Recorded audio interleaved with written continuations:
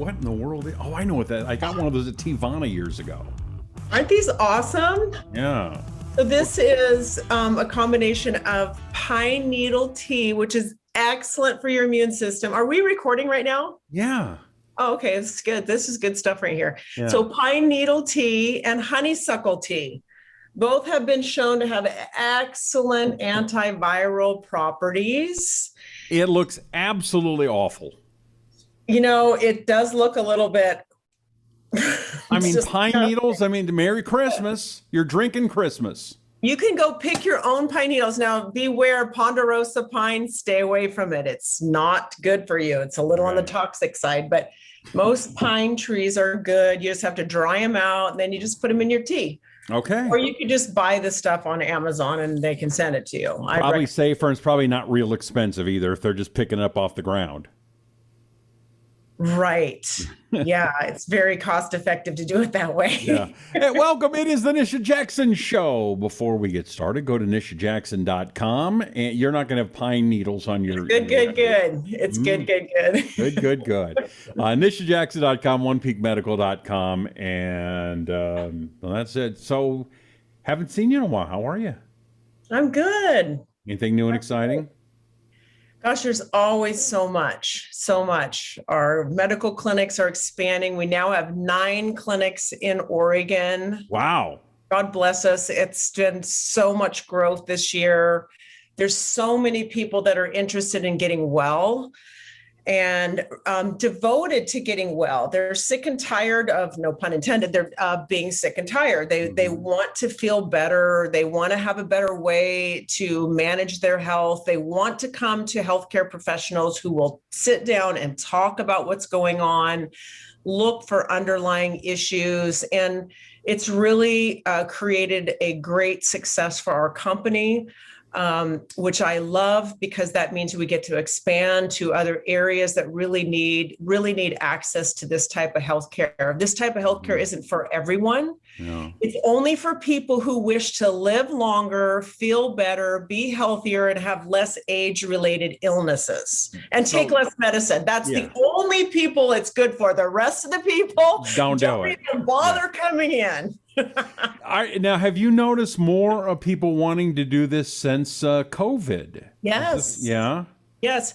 And I think that it's become more glaringly obvious the difference between medical visits that are very short, not a lot of interaction, not even a lot of eye contact, not putting their hands on you, typing away on their computer, writing another prescription as fast as they can, and see you later. That type of visit compared to the visit at One Peak Medical, this is not a sales job. I'm just telling you, this is reality, that digging deep and listening to what's going on with that patient and trying to find the problem, the underlying, and it's never one thing, it's many things, trying to find what's going on and then patching the person back together, like putting the pieces together, is such a better way to practice medicine. It's such a better way to heal your patient, and it works. Look at you, Russ. You just hold a mirror up and look at yourself. You look amazing. Well, thank you. I've been working on it. I will say that One Peak and you have had a big influence on my life. I was looking back to when we started and where I was weight-wise, and I'm pretty good. There was a while where I wasn't keeping track, but I went back to where we kind of started, and I found it was there you go, 235.05. Okay, that's real data right there. So now let's go to average of August. Well, now let's do today and yesterday. Today, well, actually, today was not as good. Let's go to yesterday. Pull up a good day. Today, not as good. I don't know why, but today, not as good. But yesterday, it was... Woo! 35 pounds. So we're still, awesome. I know you've even kind of tipped it under 200, and that's really a huge deal. And people that haven't had to lose 30, 40 pounds in the past, it's a really hard thing to do because your whole body is set up not to lose weight. Your whole body is set up to continue to gain fat cells, to gain weight. And so I'm really good at that. Well, most people are. And once you hit the 20-pound mark where you're more than 20 pounds over your ideal body weight, it's really hard to turn the ship back around. So Yeah. kudos to you, because I knew that eventually all the pieces would come together. And I want to talk about one of those pieces today, because this could help a lot of people out there that are wanting to try to crack the code on why can't I lose weight? Right. So I thought it would be So, good for us to talk about your CGM. yeah, well, for me, I'm a gadget guy. I got to have stuff to put in, stuff to look at, stuff like video games almost, Yes. that are kind of telling me what to do. And like, for example, the Apple Watch.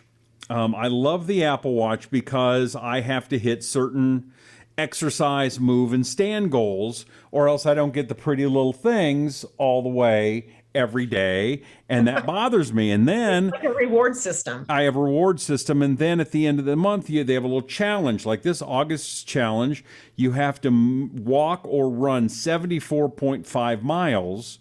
I'm at 42.3 miles. And so it gives you all these little things to do. And that was a great help for me. But then I saw it was on Facebook, a thing called a CGM, a continuous glucose monitor by a company called NutriSense.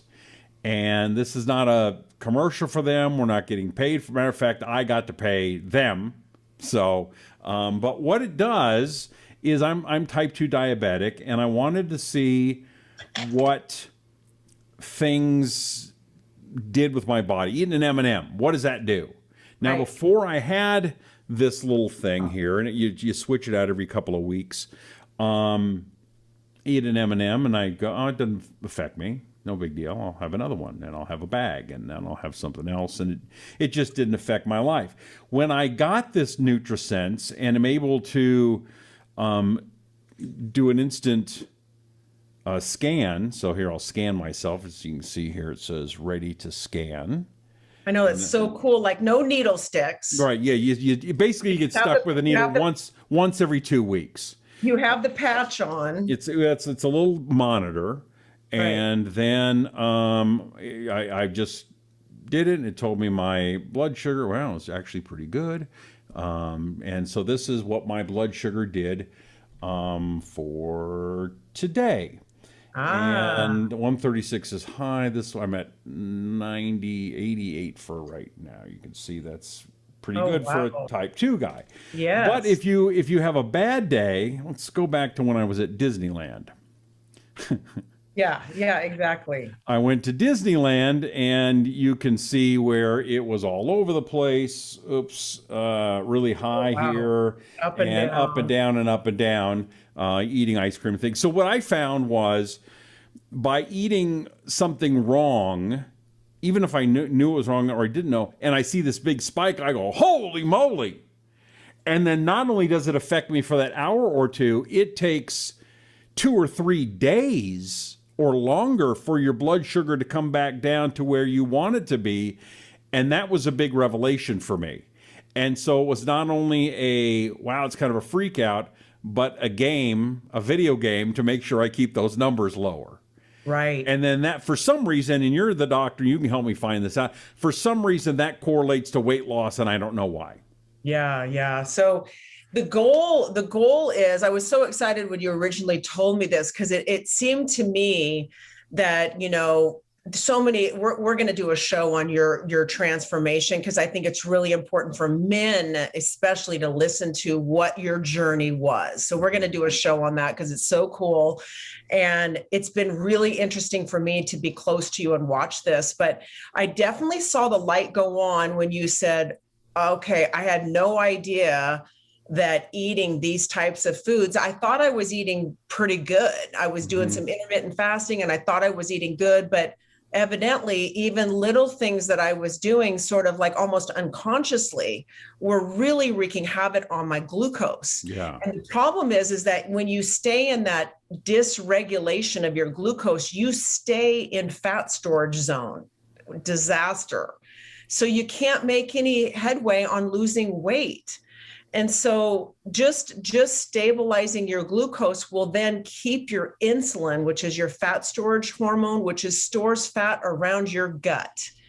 So that's not a hormone you want to be high, right? We want to keep that really steady and not be spiking all day long when you just pop a little something in your mouth, sort of like, almost unconsciously. Mm-hmm. And so I think that light went on with you and it started you on your journey. Like what happens after you ride your bike for 10 miles? I even Right. saw you talk about that.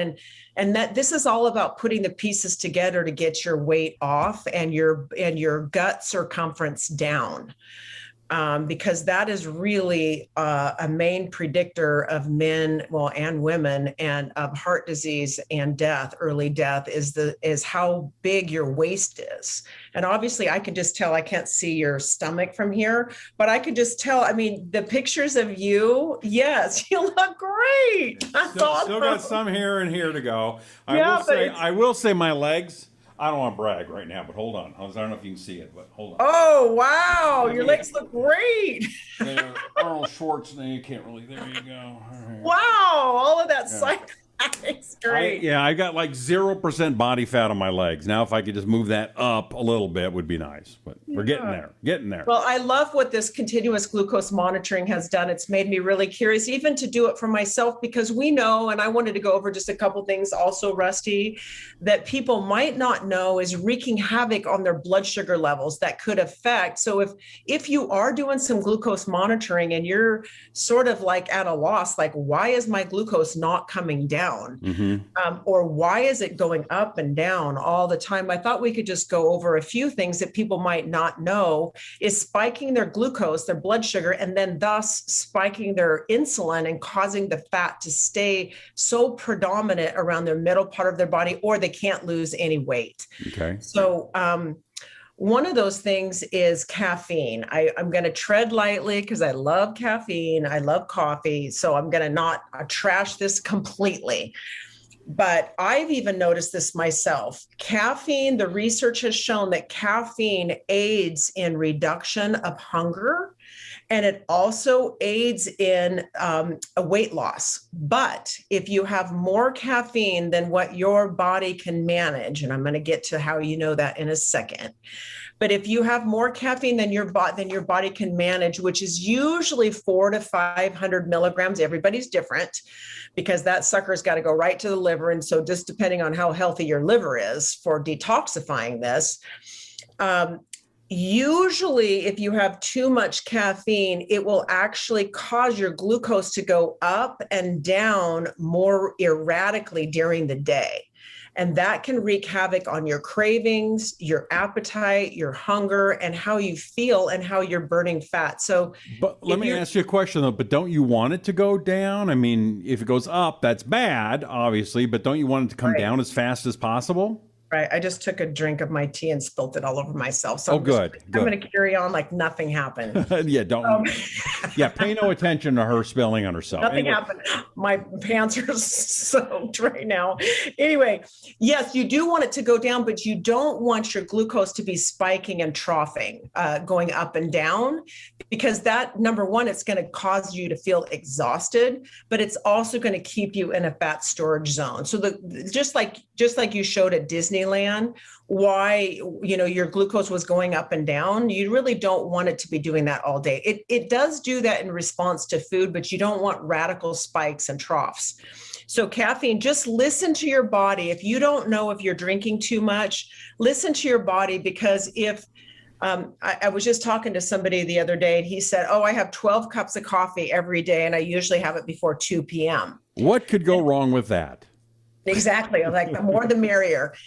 But the problem is that it has a reverse effect after a while. He says it's weird. It's like some days I feel like I'm so tired drinking coffee. And I said, yeah, exactly. After 400 to 600 milligrams. And that's only 2 strong cups of coffee. Brewed coffee is 400 to 500 milligrams of caffeine. So after two cups or so of decent strength brewed coffee, you're going to have a reverse effect. You're going to be more tired than you were before you drank the coffee. So just watch that, because the fatigue comes from the blood sugar going up and down. Sleep deprivation is huge. We know that when you're sleep deprived, your body has an inability to stabilize glucose, which would explain why some people wake up in the morning with high glucose.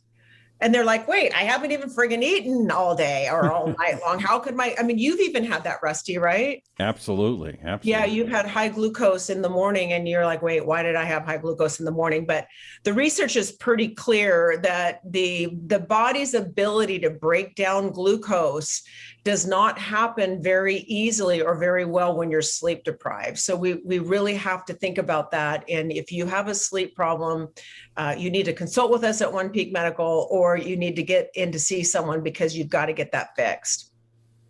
Did you have anything to say on that one? It's interesting. I'm not trying to give a plug to this company, but can I give a plug to this company? Yeah, I know. And I know you're not getting paid for this. And, No. and I wish you were, because you've talked to a lot of people about this. So I have. But one of the things that they do that I like is they have a nutritionist for the first month, and they watch what you're doing.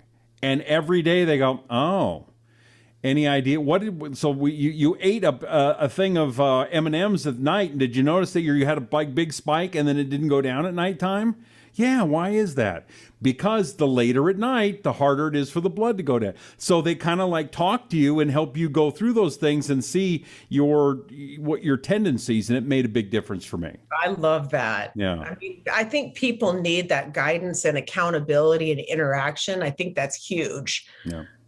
It's huge. Synthetic sweeteners. If you're a big fan of synthetic sweeteners, we talk a lot about sugar and why sugar is so bad for you, but synthetic sweeteners are just as bad, if not worse, for you. So if you are putting packets besides stevia and xylitol, which should be two sweeteners I think are good to have still, artificial sweeteners have been shown to spike insulin levels and keep you in fat storage zone, and it can cause your glucose levels to be erratic also. And if you don't believe this, get one of these CGM monitors and have a bunch of Diet Pepsi and see what happens. There is something called the dawn phenomenon, which is interesting. It's very similar to what I was just talking about. It's people who wake up in the morning with high glucose levels. And we're not sure exactly why it happens, except for we do know that sleep deprivation is one of those reasons. And it might be that people say, hey, I'm sleeping fine at night, but they're not getting into the right depth of sleep. So sleep does have something to do with it, but it is something that we have to monitor closely in patients that have real high glucose levels when they're fasting first thing in the morning. Really go to look at the hormone levels and look at optimizing their depthness of sleep during the night. I will say another thing that I've noticed using the glucose monitor is the intermittent fasting that you've been suggesting for a long time does make a positive difference. It does, doesn't it? Yeah. Yeah. It gives your body, I think two things for glucose are important from a sleep cycle standpoint and a fasting standpoint. Giving your body less hours to have to work on digestion, because it's a lot of energy that your body has to spend digesting.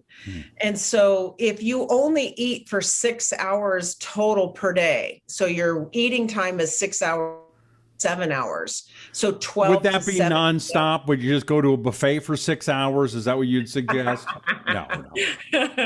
No, and buffets are not really a good idea these days. I'm just asking the question. That's all. No, I would recommend that you eat less hours, because it gives your body more a greater ability to spend its energy on other parts of your system, your brain, your concentration, your physical energy, instead of having to digest all day long. And also what you eat before you go to bed, like what you said, I ate some M&Ms before I went to bed, because everybody gets that like a little snacky thing before they go to bed. I want to have I do it too. Like, I want to have a little something sweet. People start doing that from a very young age, and it just carries right into adulthood. And that does wreak havoc on your glucose. And no wonder people can't lose weight. Yeah, yeah. The ice cream at bedtime, not the best thing. Right. Yeah, it really, really shows up. Yep. And then the last thing I just wanted to mention is that we know that people who eat high fat foods, especially foods that are processed, so French fries, processed foods that are high in fat, it actually negatively affects your glucose level. And sometimes people don't put that together because they say, well, I'm not eating sugar, so it shouldn't really matter. But processed foods cause glucose dysregulation. So, and again, the whole point of balancing your glucose levels and not getting big swings in them and bringing your overall glucose level down is going to help you have less inflammation. So that's less disease. And it's also going to help you lose body fat, which is always good. It's going to help your energy because big swings in your glucose is exhausting. So those are the things that we want to just try to work on. And if you don't know where you're at and you think you have this problem, you may want to invest in this CGM and try it for a couple of months and see what you get. Maybe it's perfect and you don't have this problem, but I think a lot of people do. Yeah. Yeah, yeah, great advice. And again, the company I used was that NutriSense. There's other ones. I found them online. CGM, just type it in. Maybe your doctor could also prescribe it if you want to. So there's a lot of different ways to do that. Also, you've got some great supplements that help blood sugar, right? One for weight loss, I know. I take it every day. What is it? The yellow pill. Huh? Oh, you mean the prescription metformin? No. I'm talking about for the supplement that I get from. There's a weight loss one I take. Oh yeah, the LipoSlim. LipoSlim. Yeah, well, Yes. yeah. That one's very good. It seems to help the blood sugar too. Yeah, it helps the blood sugar. It works on appetite a little bit, but what it really does is it helps improve your liver's ability to metabolize fat. And again, fat and glucose are tied together. So yeah, absolutely. It's a great supplement. And then you also have one I just got. I've been trying. It's a weight loss drop. It's drops. What is that? Yeah, that's the HCG drops. And those, they're not really used for weight loss, but they do optimize the hormones too. And it does work really good. Yeah, those are the rebalance drops. That's what it is. All right. Well, hey, if you want to find out more, go to nishajackson.com. That's nishajackson.com. And if you have anybody that's a dude or a gal that's trying to lose some weight, maybe type 2 diabetic, this is a great show. If you would, share it with them so they can have a little bit more information and not only feel better and lose some weight, but live longer and be around to hang out with you a little bit more. So hit subscribe and share this show. Until next time, we sure appreciate you. I'm Rusty Humphries. That there is Nisha Jackson, and this is The Nisha Jackson Show.